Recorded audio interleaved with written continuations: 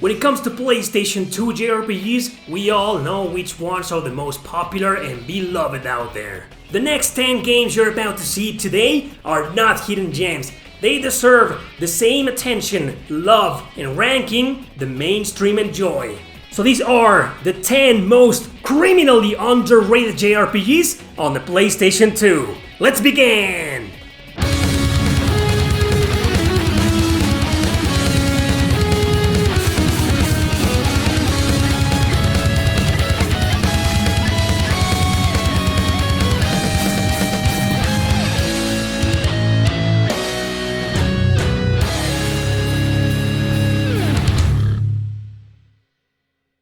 Number 10 is the Ark of Napishtim. This is Ys 6 and it takes place 2 years after the events of the popular Ys 8. I want to say the entire series is criminally underrated. It's underappreciated and it shouldn't be, considering its huge historical importance. They are the godfathers of action RPGs in Japan. Napishtim revolves around Adol washing ashore the Canaan Islands. He gets caught up in a racist conflict between two races living on them, and so starts his classic adventure, trying to unify them, but also to uncover the mysteries of the lands. This is the very first game in the series where the action was fully in 3D and very fast-paced. Its system influenced the heck out of every single release out there. No, I don't think it's among the best games in the series, but it's still very influential. Music is still a must-listen, like most of the soundtracks composed by Hayato Sonoda. Graphics look more like a PS1 game. They don't stand out, but that's because no one plays these games for the graphics. Everybody's here for the amazing music and its highly addictive combat. Ys 6 was originally released in 2003 for PC only in Japan, so this is the first port it got. Second was on mobile and the third on the PSP, but the PlayStation 2 version remains the best one to play.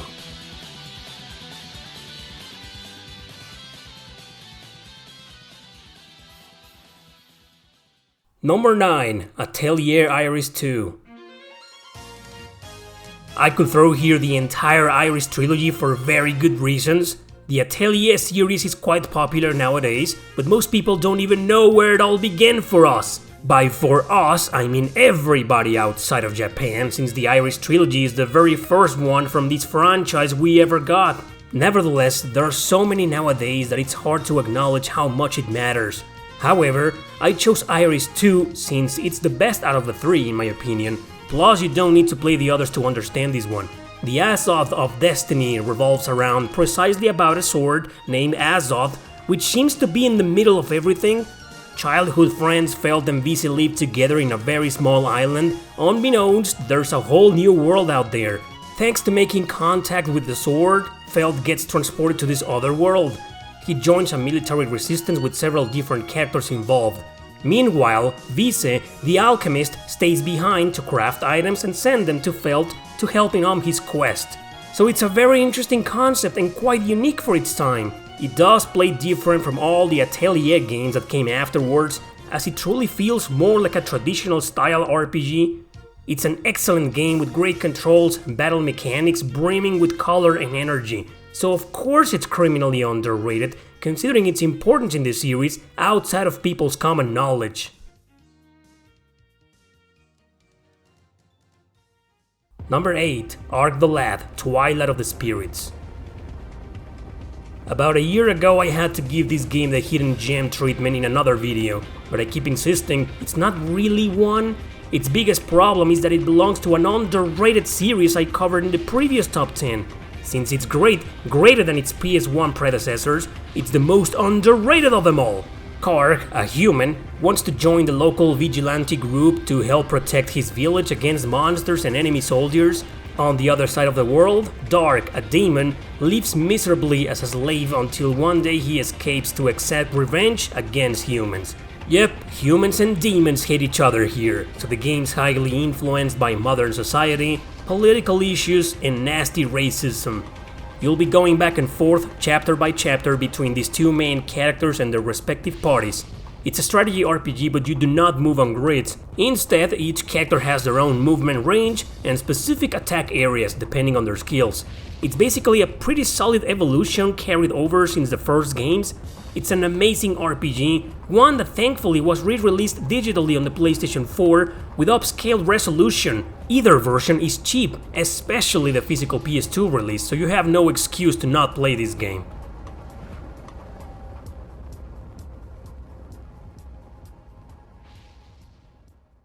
Number 7. Wild Arms 5. As the last true Wild Arms of the main series, it's heavily underrated for many reasons. 1. Mixed reviews just because it continued having the hex battle system from Wild Arms 4. Both games felt different than the first 3 because of that. 2. Because it was a limited release and most copies were part of a 25th anniversary edition that's somewhat pricey nowadays.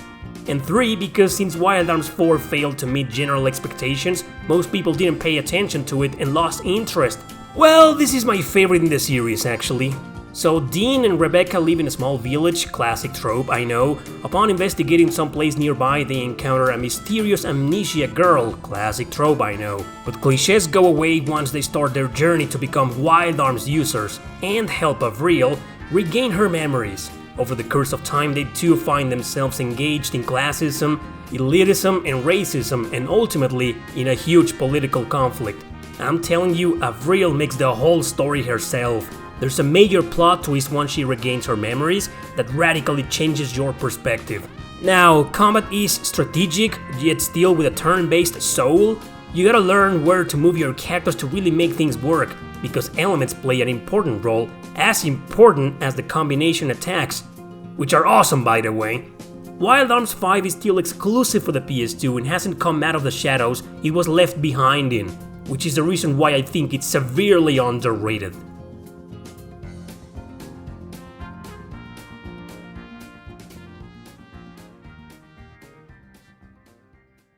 Number 6. Grandia 3.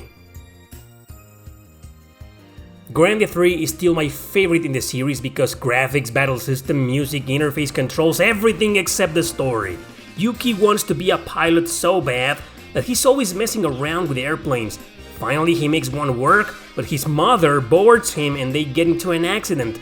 Together they find a girl being pursued, so they rescue her and so starts a quest. Well, similar to the one in Wild Arms 5 if you ask me. But man, your mom is a party member! How awesome is that? She's the real deal, dude! Not some adoptive woman from out of nowhere! Anyway, plot starts off cliché, but it takes a while to get better, and in the end, it doesn't really offer many unique aspects to it like other JRPGs, which is why it pales in comparison with the story in Grandia 2. The rest is simply amazing. I've stated many times before why I love the battle mechanics so much here, as I believe they perfected what was already awesome in the previous games. Please watch my JRPG Battle System series for deeper and detailed explanations of it. Why is this game so hated? Just because the story wasn't as great as in Grandia 2? It's not a bad story per se though, it's classic JRPG plot, so why? Yeah, the opening song is trash, but so is almost every J-pop intro in this genre in my opinion. Anyway, just play the damn game and decide for yourself if you like it or not.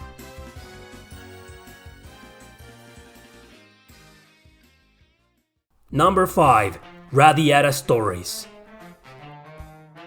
I love talking about this game. Trieste took influence from Suikoden and created an extremely memorable action RPG. Jack Russell wants to be a knight in Radiata, but fails the entrance exam. However, because he is the son of a legendary hero, he gets accepted nonetheless. This leads into a journey with goofy but charismatic characters, until eventually they all get caught up in a war between humans and all the other races. So it's up to you to decide which army will Jack join at a certain point of the game. The fun factor here is that you can recruit almost every single character in existence of one army to your party. Each has a different way of recruitment. Some will join automatically, others at certain hours, others you'll have to fight or be at a certain level, etc. Yep, the game has its own clock, with day and night times involved. The controls for fighting seem clunky, but they're not. Just keep in mind you're not playing Ys or something fast-paced like that. Up to 3 party members can join Jack during battle, each with their own fighting style, and also Jack can use 4 types of weapons, and he'll gain skills depending on which one he uses the most. Dude, this game is seriously the definition of a criminally underrated game. It's super fun and unique, hard to compare to anything else out there.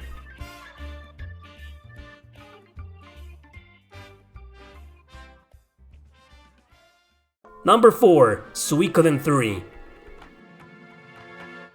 Now that I've mentioned Suikoden, let's talk about the third game. The fighting is usually amongst Suikoden 2 and 5 being the best out there. Occasionally a few number of people will fight for the first Suikoden, but it's like no one gives a damn about 3. People didn't play it because they say it's the one that's not so good. That's Suikoden 4, dumbass, and that's still a good game as well. But Suikoden 3 is always lagging behind the other 3 games. Well, for starters, I think it has the best story of them all. No silent protagonist. Instead, 4 main characters who are totally different in personality take the lead here. My favorite is Chris. She's a knight recently promoted to captain for all the wrong political reasons. She hates that, and she soon starts realizing the country she serves is full of corruption. Unfortunately, she fails to prevent the war between her nation and the nearby grasslands, which are composed by several different races. So starts the amazing plot of Suikoden 3 with its 4 uniquely points of view. The battle systems here have some small issues, but they never posed a real problem for me. The turn-based combat makes you pair up characters so you can only control the actions of one. War battles are decided between lineups and counters, so you gotta be careful who you put in which team. Duels are classic, but they added this new feature called the duel gauge that you can abuse if you guess your enemy's next move correctly. Overall, they tried to experiment a little with the gameplay, but it turned out good in my opinion. It's still a fantastic game, so I hope it gets more love soon, so I can stop calling it underrated one day.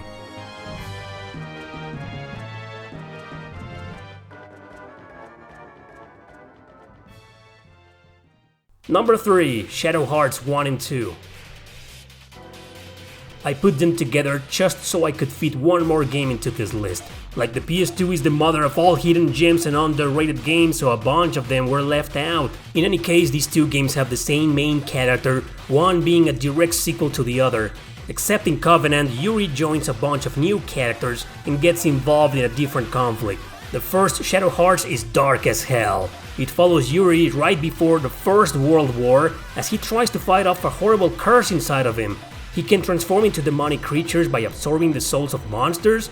By accident, he ends up rescuing Alice, who just so happens to be an exorcist. So they start a journey together of running away from a mysterious and powerful wizard. Traveling throughout Europe and Japan, they find other characters who are connected to the war and a sinister plan. Covenant is less dark and they even increase the silly humor and raunchy characters, but it didn't really hurt the main plot. Takes place a year and a half after the events of the first game, now during the First World War. Never mind its goofiness, it still goes on with dark, twisted drama, and the conclusion to Yuri's ephemeral ordeal. I don't know why these games never got the attention they truly deserve. It's like they were overshadowed by so many PS2 releases and ended up flying under the radar. They're great, balanced, traditional, and with that truly original battle system you probably already know about.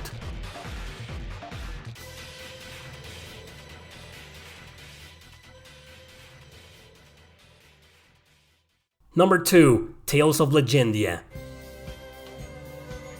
I decided to include this one because it gets a lot of undeserved hate, just like Grandia 3. My problem is that I get the contempt against Grandia but not against Legendia. The game feels different because a second team called Project Melphus worked on it. Music wasn't by Moto Sakuraba this time, instead Go Shina composed it, and it's beautiful by the way. Wasn't released in Europe and still remains exclusive to the PS2, not even with a digital re-release anywhere.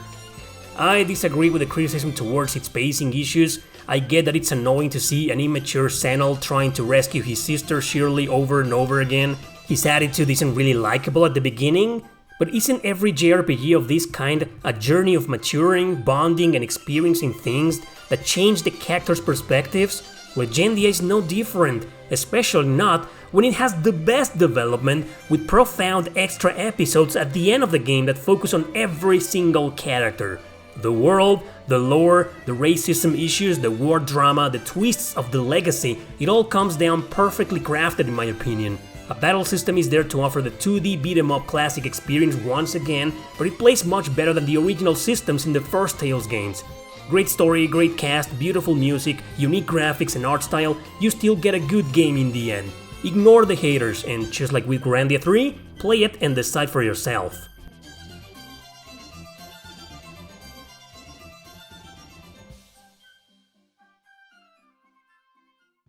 Number 1. .hack GU. Remember when I talked about Legend of Legaia in the PS1 video? Well, this is the exact same case. .hack GU was a huge deal and commercial success back in the day. Years elapsed and it became a forgotten episodic release. It returned masterfully with a remaster on the PS4 called Last Recode. That version even included a cool little epilogue to wrap things up. But it wasn't enough to compete against the modern giants out there. Haseo enters the MMORPG called The World to find out what happened to his love interest Shino, because her character disappeared from the game and in real life she fell into a deep coma. He then finds out there are other players suffering from the same phenomena, so he joins a secret group who's investigating the matter. The 3 episodes revolve around the virus called Aida, responsible for creating all those coma cases. Honestly, everything is so masterfully written and developed that it hooks you up right from the start. I dare say that .hack games are, for CyberConnect 2, the developers, what the Trail series is for Falcom. Yeah, it's that good! These action RPGs, dungeon crawlers, have great, intuitive and excellent controls. The battles in GU are so satisfying, they include the use of different types of weapons and special skills called Rengeki that you can often abuse. So it has amazing combat. Masterpiece, this episodic game. I can't believe it's not ranked up there as high as some of the popular RPGs on the PlayStation 2.